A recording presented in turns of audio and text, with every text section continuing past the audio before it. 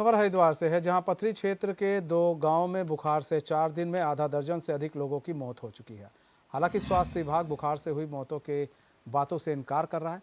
नसीरपुर कला गांव में 4 दिनों से संगीन बुखार की चपेट में आने से 3 लोगों की मौत हो चुकी है, जबकि बहादुरपुर जाट गाँव में भी 4 दिनों के बीच में 203 लोगों की मौत की खबर सामने आ रही है।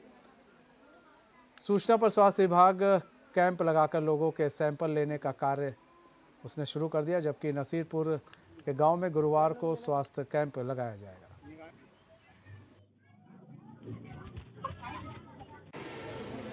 आज पेपर के माध्यम से सीएमओ सर को विदित हुआ कि बहादुरपुर जट और नसीरपुर कला में बुखार के रोगियों का होना बताया गया और कुछ मौत भी होनी बताई गई, जो कि मैं स्वयं यहाँ पर आया और मैंने प्रधान जी से बात की। गांव में बुखार के रोगी हैं, लेकिन अभी मृत्यु किस कारण से हुई ये अभी बता पाना मुश्किल है, क्योंकि अभी वो जांच का विषय है। कल टीम आएगी और उसका ऑडिट करेंगे, हम उसके बारे में बताएंगे। अभी कम से कम 40-45 लोगों की अभी हम लोगों ने जाँच की और इनका हम एलाइजा टेस्ट कराएंगे और सभी को दवाई दे रहे हैं, वितरित कर रहे हैं। और घर घर जाकर हमारी आशाएं, एएनएम और प्रधान जी के स्वयं व्यक्ति और इनके द्वारा भी गांव में घर घर जाकर के अनाउंसमेंट किया जा रहा है। और हमारी मशीन फॉगिंग की लगी हुई है, पूरे गांव में हम फॉगिंग भी करा रहे हैं। ग्राम पंचायत नसीरपुर कला में लगभग 1.5 माह से बुखार का जो सिलसिला चल रहा है, उसमें कई मौतें हुई है। 1-2 मौतें कैंसर से पीड़ित भी हुई है। और जब लगातार जो यहाँ से बुखार आ रहा है, डेंगू है, टाइफाइड है, तो अधिकांश लोग यहाँ से मेडिकल स्टोर और यहीं से दवाई ले रहे हैं। जबकि हम आपके चैनल के माध्यम से मैं जागरूक करना चाहता हूँ और हमने पहले भी यहाँ से आयुष्मान कार्ड के कैंप लगवाए हैं।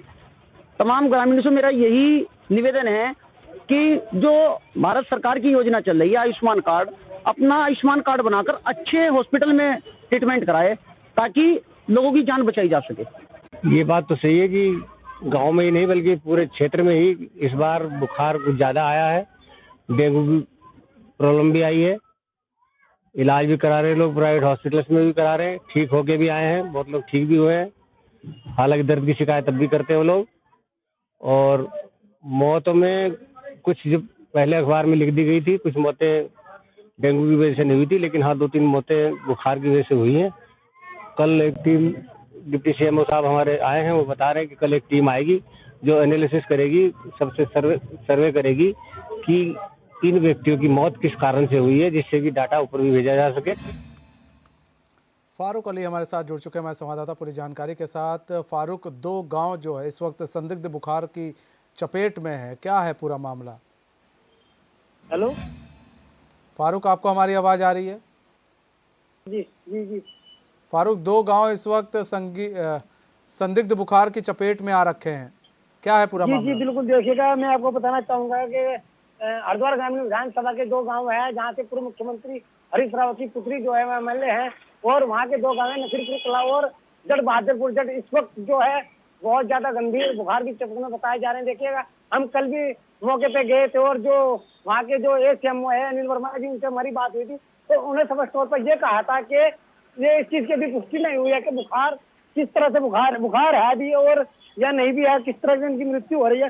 पर यह है कि लगातार ग्रामीणों की मृत्यु हो रही है। इस चीज का अभी तक के स्पष्ट तौर पर अगर बात की जाए तो मतलब स्पष्ट तौर पर कहा नहीं जा सकता कि मृत्यु किस चीज है। यह अनिल वर्मा जो हमारे सीएमओ हरिद्वार है, उनके द्वारा कहा गया था। और ग्रामीणों के अनुसार अगर माना जाए तो ग्रामीणों का साफ तौर पर यह कहना है कि मृत्यु जो हो रही है डेंगू बुखार और कहीं ना कहीं जो हरिद्वार में इस वक्त जो सबसे भयंकर बाढ़ इस बार हरिद्वार में आई थी, उसका कारण बताया जा रहा है। और कुछ जो पुराने व्यक्तियों के तौर पर साफ तौर पर कहना है कि इस तरह की जो महामारी ये आई है वो हरिद्वार में इस तरह से इससे पहले कभी नहीं आई है, जिस तरह से अभी देखी जा रही है। और इसी चीज को देखते हुए कल हरिद्वार में सीएमओ द्वारा सीएमओ को आदेश किया गया कि आप हर गाँव में जाओ, अच्छे तरह से घर घर जाओ, टेस्ट किया जाए जिन व्यक्तियों की मृत्यु हुई है वो किस कारण से मृत्यु है। इस चीज को लेकर भी साफ तौर पर सीएमओ ने का कहना था कि हम घर घर जाएंगे, उनके जहाँ से भी ट्रीटमेंट चल रहा है उसकी पूरी तरह से पुष्टि की जाएगी कि ट्रीटमेंट किस तरह से चल रहा है और कहाँ से चल रहा है और कौन सी उन्हें बीमारी थी। अभी इस चीज को लेकर पूरी तरह से नहीं कहा जा सकता है कि बीमारी कौन सी थी और किस तरह से मृत्यु हुई है। कितने लोग फारूक बुखार की जद में आ रखे हैं गांव के?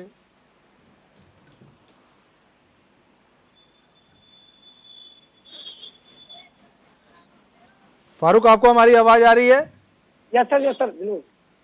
फारूक, कितने लोग बुखार की जद में आ रखे हैं?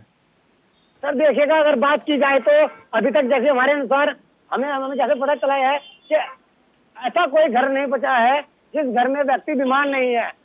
व्यक्ति बचा है पर ऐसा कोई घर नहीं बचा है। इन दो गांवों की बात की जाए कि किसी व्यक्ति को किसी भी घर से बुखार नहीं हुआ है। ग्राम प्रधान का डाटा हमारे पास मौजूद है। दोनों गाँव के हमारे बात कल ग्राम प्रधानों से हुई है। ग्राम प्रधान का साफ तौर पर यह कहना था कि ऐसा कोई घर नहीं बचा है, व्यक्ति बचा है जिसको दोनों गाँव में इस वक्त बहुत ज्यादा महामारी फैली हुई है। और साफ तौर पर जो हमारे सीएमओ है, सीएमओ ने परसों आदेश किया था कि दोनों गांव में जाए और दोनों गांव में जाए और घर घर जाके जांच की जाए। और जो नसीरपुर कला के प्रधान है, उनसे हमारी बात हुई थी। उन्होंने साफ तौर पर कहा था कि बीमारी को लेकर भीड़ इतनी हो गई कि जो ग्रामीणों का टेस्ट होना था वो टेस्ट पूरी तरह से नहीं हो पाया है, भीड़ होने के कारण।